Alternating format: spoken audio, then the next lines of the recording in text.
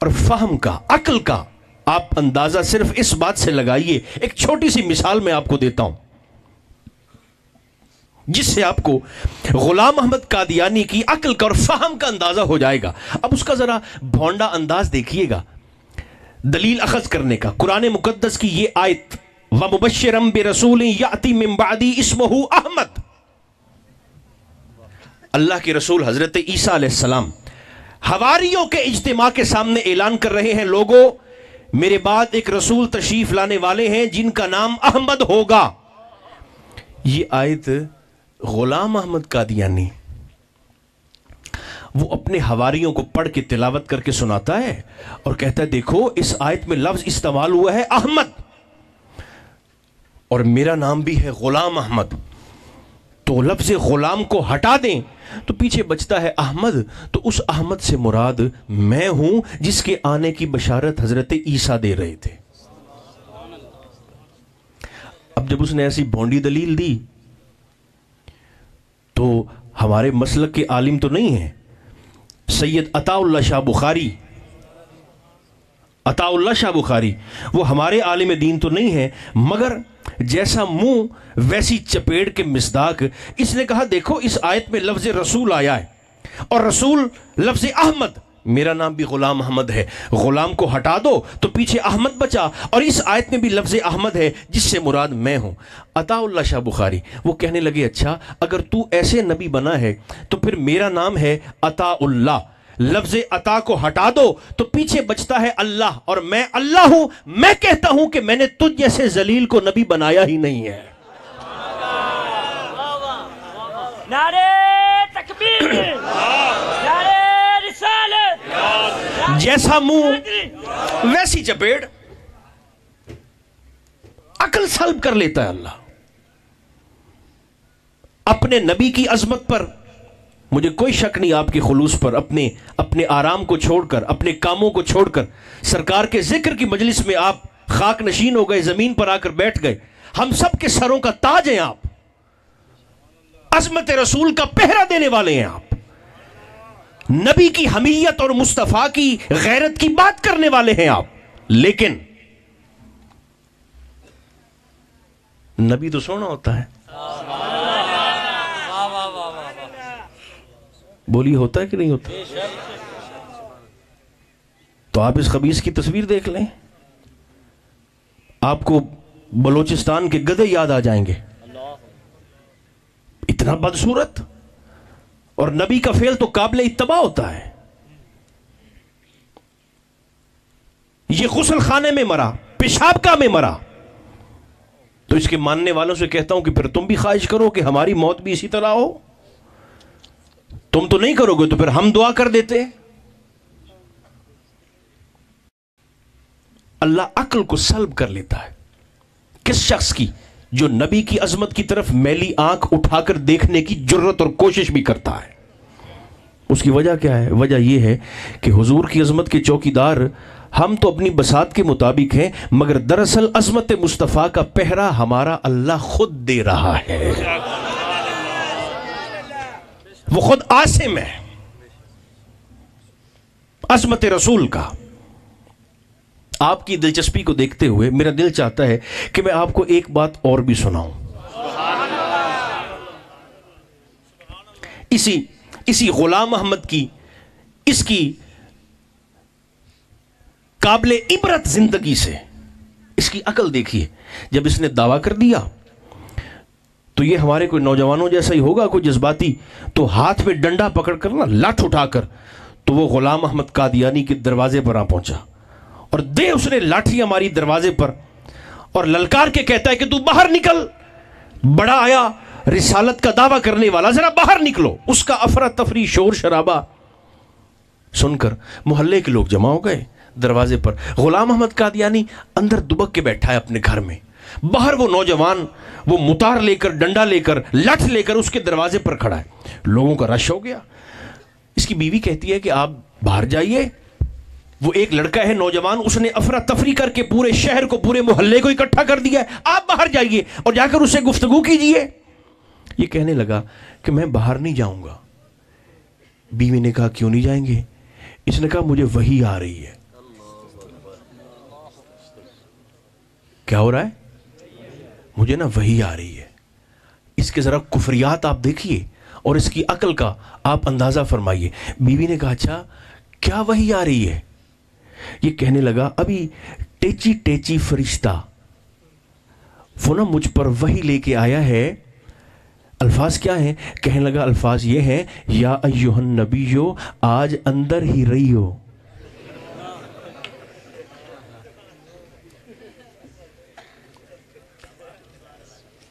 آپ کی مسکراہٹ مجھے بتاتی ہے کہ اس سے بڑا بے وقوف شاید ہی کو روئے زمین پر دوسرا ہو.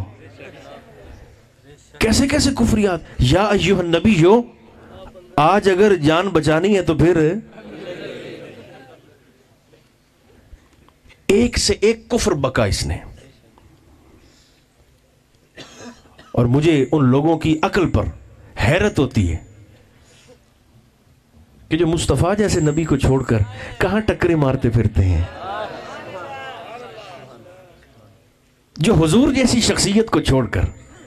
وہ میرے بھائیوں نبی تو ایسا سونا، رسول تو ایسا حسن والا کہ حسن مصطفیٰ کی بات نہیں کرتے. یہاں تو اللہ نے کسی پیغمبر کو کالے رنگ کا بھی نہیں بنایا کہ کوئی شخص یہ نہ کہہ دے کہ گورا رنگ تو حسن کی علامت ہے اور دیکھو یہ ہے نبی اور ہے کالے رنگ کا. مجھ سے پوچھیں تو حسن مصطفیٰ کا حسن یوسف سے بھی موازنہ نہیں بنتا. میں آپ کو بالکل ٹھنڈی طبیعت سے بتا رہا ہوں. حسن مصطفیٰ کا حسن یوسف سے بھی موازنہ، مقابلہ، کمپیریزن بنتا ہی نہیں ہے. جناب زلیخا پڑی ہیں سرے راہ، بالوں میں چاندی اتر آئی، جوانی جاتی رہی، ضعیف العمر ہو گئی جناب زلیخا، اور سرکار یوسف کی سواری گزری. دیکھنے کی تو صلاحیت ختم ہو چکی تھی. وہیں بیٹھے بیٹھے جناب زلیخا نے لوگوں سے مخاطب ہو کر اشارہ کر کے پوچھا یہ ابھی یہاں سے یوسف گزرے ہیں؟ سرے راہ پڑی ہیں. حسن یوسف کا اور حسن مصطفیٰ کا جس محبوب کے لیے آپ اور میں یہاں پر حاضر ہیں، ذرا آپ اندازہ فرمائیے. یہاں سے یوسف گزرے تو لوگوں نے کہا بی بی آپ تو دیکھ نہیں سکتی. تو کیسے پتا چلا؟ زلیخا کہنے لگی مجھے محبت کی خوشبو آئی ہے. لوگوں نے کہا بالکل ابھی سرکار یوسف کی سواری گزری. آپ اٹھ کر کھڑی ہو گئی. مجھے ملاقات کرنی ہے یوسف سے، مجھے ملنا ہے. یہ شور شرابہ دیکھا تو سرکار یوسف علیہ السلام کی سواری رک گئی. آپ نے لوگوں سے پوچھا یہ شور شرابہ کیا ہے؟ حضور ایک بڑھیا ہے آپ سے ملاقات کرنا چاہتی ہے. فرمایا بلائیے.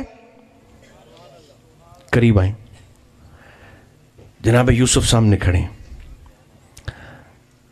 آپ سے دیکھ کر کہنے لگیں کہ میں کب سے آپ کو تلاش کرتی ہوں، ماری ماری پھرتی ہوں، جوانی ڈھل گئی، بڑھاپا آ گیا.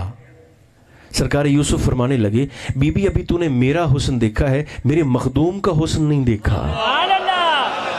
نعرہ تکبیر، اللہ اکبر، نعرہ رسالت، نعرہ حیدری. یوسف کے آقا کا حسن نہیں دیکھا. بی بی زلیخا کا ماتھا ٹھنکا. انہوں نے کہا یہ آپ کے نبی کون ہیں؟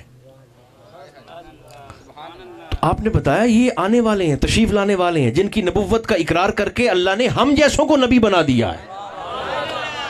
نبی تو نبی نہ بنے، رسول رسول نہ بنے جب تک رسالت و نبوت مصطفیٰ کا اقرار نہ کرے.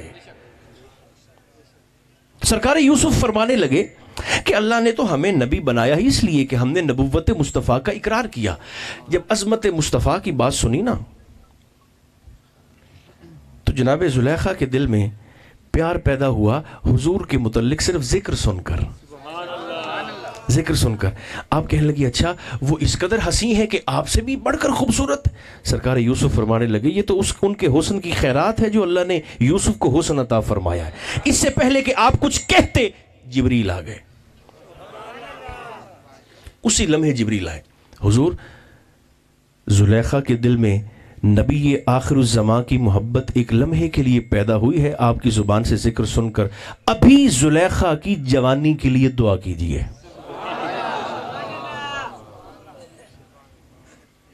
آپ نے دعا کی تو زلیخا کا شباب پلٹ آیا. اب فرق پتہ کیا ہے؟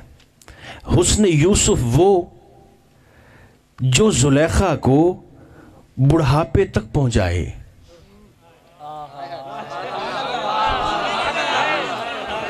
میں جملہ بدل دیتا ہوں. حسن یوسف وہ جس کی جدائی زلیخا کو بڑھاپے تک پہنچائے، اور حسن مصطفیٰ وہ کہ ایک لمحے کی محبت پیدا ہو جائے تو اللہ ڈوبے ہوئے آفتاب کی مانند زلیخا کو شباب واپس لوٹا دے. اللہ اکبر. میرے نبی ہم نے آپ کو بھیجا ہے، اور میرا نبی یہ جس ہم کے قریب تھا وہ ہم کمال ہے. اور اصول یہ ہے کہ نقص کمال کے قریب نہیں جا سکتا. ہمیں کیا دکھاتے ہو، کیا بیچتے ہو یہ کتابچے؟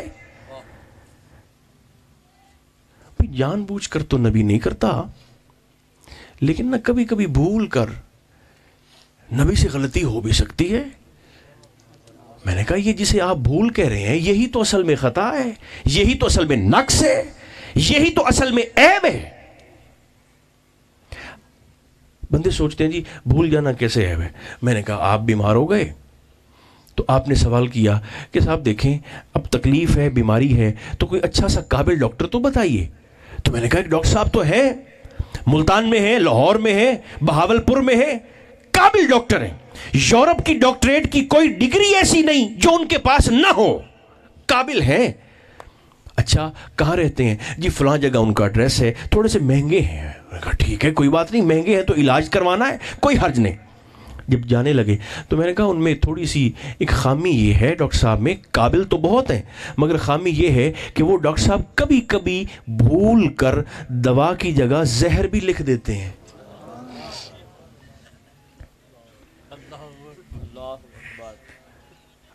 آپ غور فرما رہے ہیں کہ نہیں فرما رہے؟ ڈاکٹر تو قابل ہے مگر جان بوجھ کر نہیں کرتے. لیکن کبھی کبھی ایسا ہوتا ہے کہ بھول کر دوا کی جگہ زہر لکھ دیتے ہیں نسخے میں. تو ان کے اٹھتے ہوئے قدم رک گئے. بھئی کیا ہوا؟ تو کہنے لگے میں تو نہیں جاؤں گا. میں نے کہا کیوں نہیں جائیں گے؟ تو کہنے لگے اگر اس کبھی کبھی میں آج میں بھی آ گیا تو میں تو رگڑا جاؤں گا. آپ نے کسی دوست سے مشورہ کیا کہ یار میں ایک تکلیف میں، ایک مقدمہ ہے، ایک کیس میں پھنس گیا ہوں. یہاں وکیل صاحب بھی بیٹھے ہوں گے. ایک مقدمہ آ گیا ہے، میں کیس میں پھنس گیا ہوں، ہے کوئی قابل وکیل؟ میں نے کہا بڑے شاندار وکیل ہیں، بڑے زبردست وکیل ہیں، بیرسٹر ہیں، بار ایٹ لا ہے، مہنگے ہیں. انہوں نے کہا مہنگے سستے کی بات نہیں ہے، قابل تو ہے نا. میں نے کہا قابل بڑے ہیں، آپ کو کیس سے نکال لیں گے، چھڑوا لیں گے.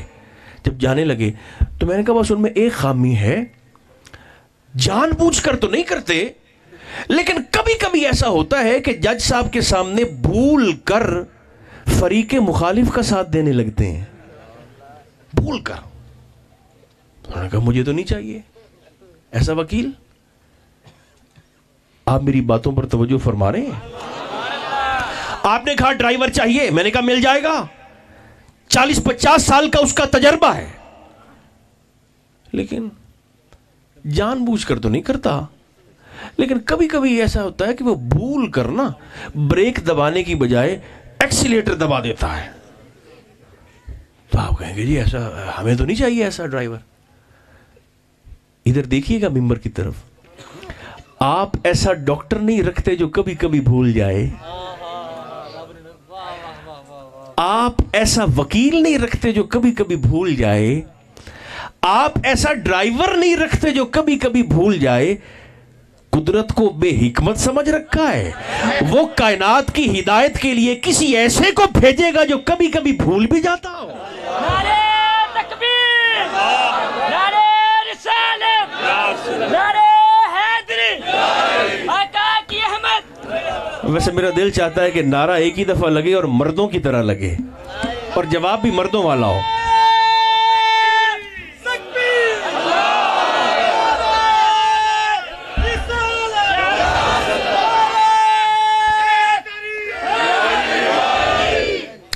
بھئی بڑے بڑے دلائل تو آپ علماء سے سنیں گے. میں بس بات کو سمیٹنے کی طرف آتا ہوں. بڑی بڑی دلیلیں تو آپ کو علماء دیں گے, میں تو آپ سے سادہ سی بات کرتا ہوں. کبھی آپ نے سنا ہے کہ کسی شخص نے کسی عیب والی شے کی قسم کھائی ہو؟ کوئی چار بندے کو بولیں یا کو ہاں کرو یا نہ کرو, کچھ کرو صحیح. آپ نے کبھی سنا ہے کسی شخص نے قسم کھائی ہو کہ مجھے قسم ہے تیرے ٹوٹے ہوئے ہاتھ کی, بیٹھ جائے جی, یا مجھے قسم ہے تیری نکلی ہوئی آنکھ کی, یا مجھے قسم ہے تیرے پھٹے ہوئے سر کی؟ کبھی قسم کھائی ہے کسی نے؟ نہیں کھائی نا. ادھر دیکھنا, یہ میں اور آپ عیب والی شے کی قسم نہیں کھاتے. تو غلام رسول میاں, جب ہم جیسے عیب والی شے کی قسم نہیں کھاتے, اللہ اپنے نبی سے مخاطب ہو کر فرماتا ہے میرے حبیب لعمرو کا مجھے آپ کے 63 سالہ زندگی کے لمحے لمحے کی قسم ہے. آپ کے بچپن کی قسم نہیں, آپ کی جوانی کی قسم نہ, آپ کی اتھیڑ عمری کی بڑھاپے کی قسم نہیں. لعمرو کا حبیب مجھے آپ کی 63 سالہ زندگی کے گزارے ہوئے ایک ایک سیکنڈ کی قسم ہے. میرے اللہ کا تو قسم کھانے کا انداز ایسا, لا اقسم بہذا البلد وانت حل بہذا البلد. مجھ سے پوچھیں تو اس آیت کا صرف ترجمہ ہی سن لیں تو میرا ذوق تو ترجمے پر ہی پورا ہو جاتا ہے. اللہ فرماتا ہے میرے نبی میں شہر مکہ کی قسم اس وقت کھاؤں گا وَأَنْتَ حِلٌّ بِهَذَا الْبَلَدِ جب آپ کے قدم مجھے اس شہر میں چلتے ہوئے نظر آئیں گے. بے نیاز ہو کر قدموں کی قسمیں کھا رہا ہے. ورنہ دیکھیں نا, عام عقل انسانی سوچتی ہے کہ بھلا پیر بھی اس قابل ہیں کہ جن کی قسم کھائی جائے. لوگ سر کی قسم کھاتے ہیں, پیر کی قسم کون کھاتا ہے؟ آپ توجہ فرما رہے ہیں نا میری باتوں پر؟ دیکھیں نا, ایک شخص آئے اور وہ ایسے ہاتھ کو اٹھا کر کہے السلام علیکم, اور سامنے والا اپنے پیر کو ہلا کر ایسے کہہ دے وعلیکم السلام. سلام ہاتھ سے کیا ہے اور وہ ایسے پیر کو ہلا کر کہہ دے وعلیکم السلام. وہ کہے گا بڑا بدتمیز ہے, میں ہاتھ سے سلام کرتا ہوں, یہ ٹانگ سے جواب دیتا ہے. تو میں نے کبھی آپ کو غصہ کس چیز کا ہے؟ جس بدن میں ہاتھ ہے اسی بدن میں ٹانگ ہے. جس شہر میں ہاتھ رہتا ہے اسی شہر میں پاؤں بھی رہتا ہے. جس روٹی پر ہاتھ پلا ہے اسی روٹی پر یہ بیچارہ پیر اور ٹانگ بھی پلی ہے. تو آپ کو پیر پہ غصہ کس بات کا آ گیا؟ بلکہ میں تو کہتا ہوں یہ پیر ویسے ہی قابل رحم ہے, یہ پاؤں ہمارے, یہ ٹانگیں, یہ تو ویسے ہی قابل رحم ہے. پورے جسے کا وزن اٹھا کے ہمیں پھرتے ہیں سارا دن ساری رات. تو آپ کو اس وزن اٹھانے والے بیچارے پر تکلیف کس بات کی ہے؟ نہیں, میری تسلی نہیں ہوئی. ادھر دیکھیں, آپ یہ سر والی اتار کر, ادھر دیکھیں, یہ سر والی اتار کر آپ کسی کے پیروں میں رکھ دیں, وہ پچھلے بھی معاف کر دیتا ہے. اور پیر والا اتار کر کسی کے سر پہ رکھ دیں تو میرا خیال طبیعت صاف کر دے گا. بولے ایسا ہی ہے جی؟ سر والا اتار کے پیر پہ رکھیں تو پچھلے بھی چھوٹ گئے, اور پیر والا اتار کے کسی کے سر پہ رکھ دیں تو گڑبڑ مار ڈالے گا. پیر قابل قسم نہیں ہوتے. ہم نے اتنے بڑے اجتماع میں یہاں بیٹھ کر عرض کیا مولا پیر تو قابل قسم ہوتے نہیں ہیں, تو نے اپنی مقدس کتاب میں اپنے محبوب کے مقدس قدمین کی قسم کھا لی. حبیب میں شہر مکہ کی قسم تب کھاؤں گا جب آپ کے مقدس قدم اس شہر میں چلتے ہوئے نظر آئیں گے. مولا کیوں کھائی؟ فرمایا اس لیے تاکہ تمہیں تمہاری اوقات کا پتہ بھی چل جائے, میرے محمد کی ذات کا پتہ بھی چل جائے. مولا وہ کیسے؟ فرمایا تاکہ تمہیں تسلی ہو جائے کہ تمہارے پاؤں اور ہیں, میرے مصطفیٰ کے قدم اور.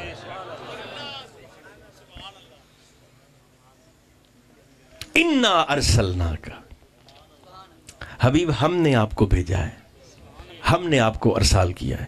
ایک گزارش آخری, اور پھر انشاءاللہ ممبر سے میں اجازت لے لوں گا. یاد رکھیے گا میلاد میں آج جانا کمال نہیں ہوتا، میلاد کو اپنے ساتھ گھر لے جانا کمال ہوتا ہے۔ اگر یہاں آ کر گفتگو اور کلام سن سن کر اگر میرے رویے میں تبدیلی نہیں آئی، اگر میرے مزاج میں تبدیلی نہیں آئی، اگر لوگوں کے ساتھ میرے انداز گفتگو میں بدلاؤ اور بہتری نہیں آئی، تو آپ یقین جانیے میں نے مقصد میلاد مصطفیٰ کو سمجھا ہی نہیں ہے۔ ایک شخص بھاگتا بھاگتا حضور کی بارگاہ میں حاضر ہوا اور سرکار سے کہنے لگا، حضور مجھے پتا کیسے چلے گا میں اچھا ہوں یا برا ہوں؟ مجھے پتا کیسے چلے گا کہ میں اچھا یا برا؟ میرے کریم آقا نے یہ نہیں فرمایا کہ اگر تو صاحب دستار ہے، صاحب ریش ہے، سفید کپڑے ہیں تو ٹھیک ہے ورنہ گڑبڑ نہیں۔ سرکار کا پیمانہ دیکھیے۔ اس شخص نے حضور سے سوال کیا، آقا مجھے پتا کیسے چلے، مجھے تسلی کیسے ہو کہ میں اچھا ہوں یا برا ہوں؟ تو میرے کریم نے فرمایا، تو اپنے پڑوسی سے پوچھ لے، ہمسائے سے پوچھ لے۔ تیرا پڑوسی تجھے اچھا کہہ دے تو اچھا ہے، اگر تیرا پڑوسی تجھے برا کہہ دے تو فرمایا پھر اپنے حلیے سے دھوکہ نہ کھانا، پھر تو واقعی برا ہے۔ یہ میرے نبی کا عطا کردہ پیمانہ ہے، یہ میرے دین کا مزاج ہے، یہ میرے اسلام کی طبیعت اور تربیت ہے۔ اور سنی ہم تو خیر ویسے ہی جماعت صوفیہ سے ہیں۔ اگر جاتے جاتے آپ میری بات یاد رکھیں تو میں آپ کو کہنے لگا ہوں، سنی ہر گناہ کر سکتا ہے، بے ادبی نہیں کر سکتا۔ ہر جرم کر سکتا ہے، بد زبان نہیں ہو سکتا، بد کلام نہیں ہو سکتا۔ یہ تو ہمارے صوفیاء کا انداز تربیت ہے۔ صوفی ڈنڈا نہیں مارتے، صوفی تھپڑ نہیں مارتے، مکہ نہیں مارتے، سختی نہیں کرتے، حکمت کے ساتھ بات ایسی سمجھاتے ہیں کہ پھر موت کی ہچکی تک وہ بات دل سے کھرچی نہیں جا سکتی۔ خواجہ محمد یار فریدی، بات میرے ذہن میں آ گئی بس آخری، خواجہ محمد یار فریدی آپ ایک مرتبہ نا صحرائی دیہاتی علاقے تھے تو آپ بیٹھ کر خطاب فرما رہے تھے۔ صوفیاء کا انداز تربیت دیکھیے، لوگ ایسے ہی وہ حاضر تھے آپ کی مجلس میں، دو کتے کہیں سے لڑتے لڑتے آ گئے، مجلس میں داخل ہوئے تو بشری تقاضے ہیں، لوگ تتر بتر ہوئے، اٹھ کے بھاگنے لگے، کتے تھے لڑتے لڑتے چلے گئے، لوگ پھر سے بیٹھ گئے تو خواجہ صاحب نے اپنا خطاب پھر سے شروع کیا۔ آپ فرمانے لگے، لوگوں جانتے ہو یہ لڑتے ہوئے کتے بھی تمہیں نصیحت کرنے آئے تھے۔ لوگوں نے سر پکڑ لیے، حضور یہ لڑتے ہوئے کتے ہمیں کیا نصیحت کرنے آئے تھے؟ تو خواجہ صاحب کا انداز تربیت دیکھیے، آپ نے فرمایا یہ دو لڑتے ہوئے کتے تمہیں یہ بتانے آئے تھے کہ لڑنا ساڈا کام ہے، لڑنا تہاڈا نہیں، لڑنا ساڈا کام ہے۔ تو بندہ میلاد کے اندر بھی بیٹھا ہو اور بد زبان بھی ہو، مزہ نہیں آتا۔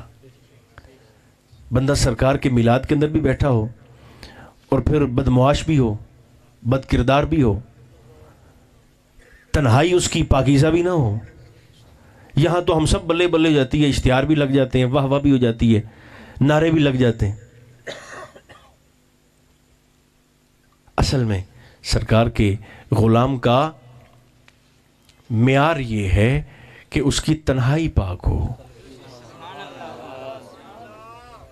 اس قدر احساس ہو کہ میری تنہائی پاکیزہ ہو، طیب و طاہر ہو۔ نوجوانوں سے کہتا ہوں اپنی جوانی کی حفاظت کریں، یہ فتنے کا دور ہے، عزت بچانا اتنا مشکل، شاید یہ وہی دور ہے، بلکہ یقیناً یہ وہی دور ہے جس کے متعلق میرے آقا نے فرمایا تھا کہ لوگوں کو عزت بچانا اتنا مشکل ہو جائے گا جیسے ہتھیلی پر انگارہ رکھنا۔ عزت والے عزت بچاتے پھرتے ہیں۔ نوجوانوں سے کہتا ہوں اپنی جوانی کو پاک رکھیں، اپنے موبائلوں کو پاک رکھیں۔ جو سب سے بڑا فتنہ ہے اس دور کا، سب سے بڑا فتنہ وہ یہ موبائل ہے، وہ یہ انٹرنیٹ ہے۔ آپ اسے بہتر انداز سے استعمال کریں تو یہ بچا بھی سکتا ہے، آپ اسے گڑبڑ کریں تو یہ تباہ بھی کر سکتا ہے، برباد بھی کر سکتا ہے۔ تو اپنی جوانی کو اس گھن سے محفوظ رکھیں، اس گھن سے محفوظ رکھیں۔ جتنی سانسیں پیچھے باقی ہیں میں بھی کوشش کروں، آپ بھی ہمت فرمائیں، کثرت کے ساتھ سرکار کی ذات پاک پر درود بھی پڑھا جائے اور سلام بھی پڑھا جائے۔ اس سے بڑی مقبول عبادت شریعت مصطفیٰ میں دوسری کوئی نہیں۔ اس دعا پر میرا دل چاہتا ہے سارے آمین ضرور کہہ دیں، 40 میں سے ایک قبول ہو جاتی ہے۔ خدا کرے اللہ ہمارے پاکستان کی خیر فرما دے، عالم اسلام کی خیر فرما دے، امت مصطفیٰ کی خیر فرما دے، اہل و سنت کی خیر فرمائے، عالم انسانیت کی خیر فرمائے۔ اور جو ہمارے بھائی سیلاب زدگان ہیں، جتنے لوگ بھی ان کی معاونت کر رہے ہیں، اللہ توفیقات میں مزید برکتیں عطا فرمائے۔ یہ جس قدر خوبصورت سرکار کے ذکر کی بزم کو سجایا جاتا ہے، اللہ ان کی توفیقات خیر میں بھی مزید وسعتیں عطا فرمائے۔ جتنے پریشان حال جو طبیعت اور مزاج میں لے کر خواہشات بیٹھے ہیں، اللہ سرکار کے ذکر کی برکت سے ساری کی ساری قبول فرما لے۔ اب تو ویسے ہی 12 بجنے والے ہیں،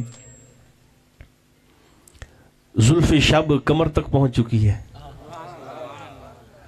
اور نسیم سحر کے چلنے کا وقت بھی ہو چکا ہے، قبولیت کی گھڑیاں بھی ہیں۔